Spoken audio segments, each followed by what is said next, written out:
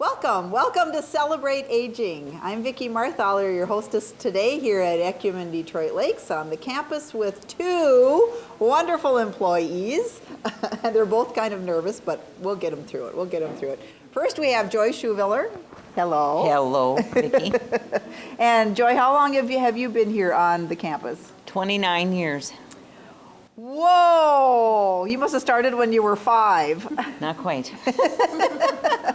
It's been a long time, but it's been 29 wonderful years. Oh, that's so good to hear. What departments have you worked in? I first started out as a nursing assistant, and then I went to a housekeeper.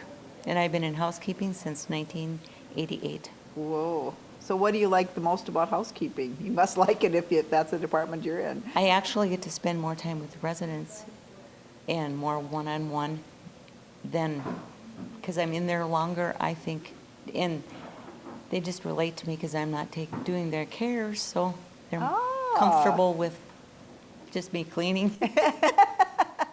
And I get asked to do a lot of things like put on a sweater or get something out of their drawer or out of their closet or whatever.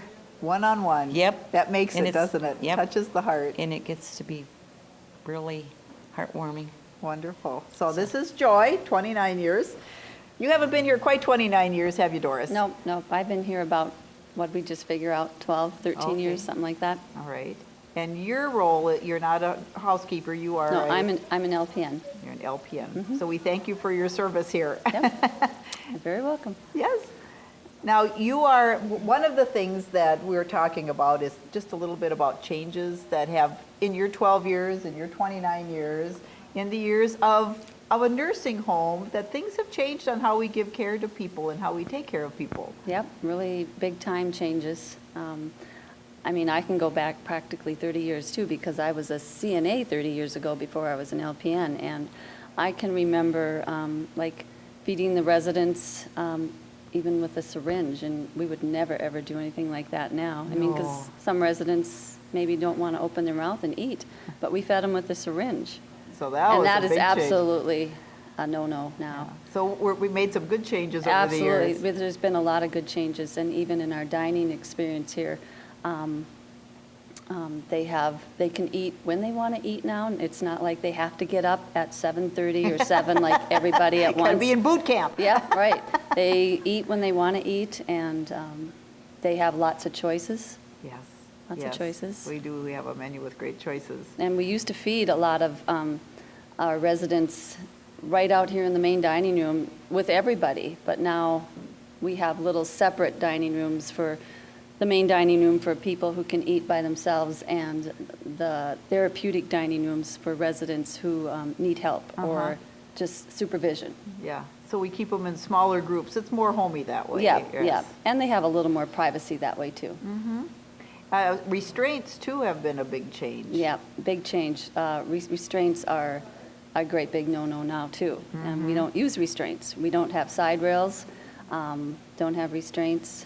We used to, I can remember way back when, they had side rails and you had these little posies you'd connect to the side rails to hold their hands down. Oh, my. If they were combative or having some behavior issues, we had to do that. We don't do that anymore.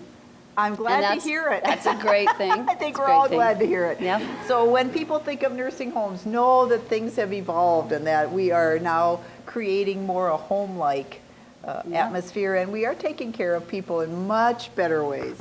What are some of the changes you've seen, Joy? That we added on, well, it's been quite a few years, we added on a chapel, which is a lot nicer than just meeting in a dining room or whatever, and it's more spiritual for them. And I agree. Sacred space. I'm all about sacred space. And it's always decorated so nicely, and at Christmas time it's just very special to have a chapel. And then we do honor the residents that have passed away in the last year. Yes, we do. I think it's October, November, something like that. And we do a special service here in memory of them, and even staff members, families that have passed away, that we honor them also, and it's just very touching. Now we do try to take care of people in all ways. physically, mentally, emotionally, and spiritually as well. And I think maybe that's one of the things I can attest to since I've been here for 18 years is that now when a person does pass away here at Emmanuel, it used to be that the funeral home would come and the person would get tucked out the back door as quickly and as quietly as possible. And now we have a walk of honor. I think that's just really nice, really, really nice. My dad died in a nursing home, a different nursing home, and I was kind of sad when we took him out, and it was just the funeral director, and I stayed because I wanted to go out with him, and I think a brother stayed with me, and that was it. And I thought, oh, I wish I did things like we do at Emmanuel for him, because we do what we call the walk of honor, and it's announced over the loudspeakers. In 5 minutes we'll have the walk of honor for whoever died, and then everybody. Vicki comes and she talks, and she does a really great job, and the family's there, and then we all walk out with the casket and say goodbye. Yep, yes we do. We have a prayer and a blessing, and we have memories, and sometimes even the facility dog walks along because maybe that's the person that gave them treats all the time. Yes. That's another change. We have animals here. Yes, we have a dog named She Bear, and she's loved by everybody. And we have a resident who has a dog too. Yes, and we have Heidi that lives with Mary, and she is actually her second owner because her first owner passed away here. And Mary and Stella were friends, and Mary got Heidi after Stella passed away. She and adopted her. It's She great. adopted her, and she's doing wonderful. And we would all miss Heidi if she wasn't Yes. here. Well, as we think about changes, there are some things that don't change, like Christmas. Christmas comes once a year, and we're in front of the beautiful tree in the chapel, and I want you to know that the Chrismoms, there's some decorations called Chrismoms on the tree that the residents have helped to make.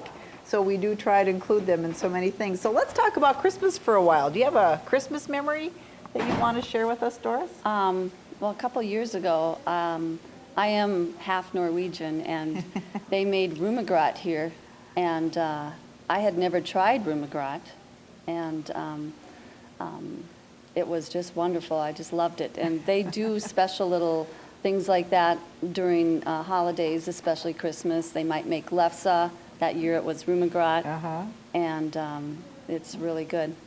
And I'm glad you're half Norwegian. That's the best part of you. Yep. I think so. How about a Christmas memory from you, Joy? I have a Christmas memory about Chet.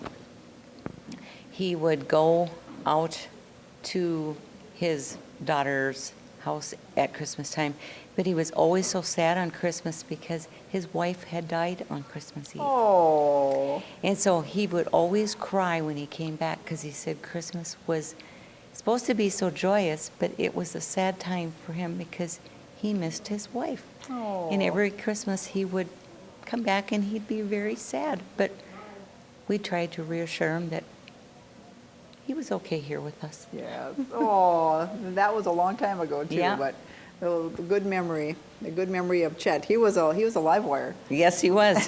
He could. I think that was the saxophone that he played. I think it was. Provided music for Yeah, us. and he'd play for us quite often. Yes. Well, there is something about Christmas too. It is special, and we try to make it special for the residents. And my Christmas memory is the lady who, she was probably facing her last Christmas, and when we asked her about Christmas for her, what made it special, she said, I love my Christmas tree, but she was in a very small room, and there was no room for a tree. She had to have some equipment, and there was no tree. So we got together with the activity people and the nursing staff and the housekeepers and the maintenance. We said, what can we do? She really, really would like a tree, not a more than one of those 10-inch trees. And so we got a tree, and the maintenance guys attached it to the ceiling.